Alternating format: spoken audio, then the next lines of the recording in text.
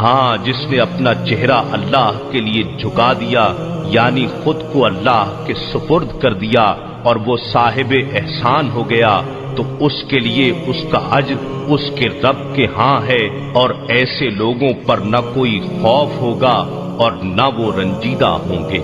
اور یہود کہتے ہیں کہ نصرانیوں کی بنیاد کسی شے یعنی صحیح عقیدے پر نہیں، اور نصرانی کہتے ہیں کہ یہودیوں کی بنیاد کسی شے پر نہیں، حالانکہ وہ سب اللہ کی نازل کردہ کتاب پڑھتے ہیں۔ اسی طرح وہ مشرک لوگ جن کے پاس سرے سے کوئی آسمانی علم ہی نہیں، وہ بھی انہی جیسی بات کرتے ہیں، پس اللہ ان کے درمیان قیامت کے دن اس معاملے میں خود ہی فیصلہ فرما دے گا جس میں وہ اختلاف کرتے رہتے ہیں۔ اور اس شخص سے بڑھ کر کون ظالم ہوگا جو اللہ کی مسجدوں میں اس کے نام کا ذکر کیے جانے سے روک دے اور انہیں ویران کرنے کی کوشش کرے۔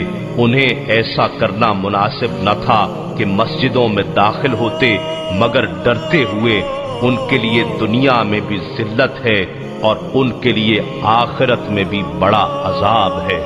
اور مشرق و مغرب سب اللہ ہی کا ہے، پس تم جدھر بھی رخ کرو ادھر ہی اللہ کی توجہ ہے، یعنی ہر سمت ہی اللہ کی ذات جلوہ گر ہے۔ بے شک اللہ بڑی وسعت والا، سب کچھ جاننے والا ہے۔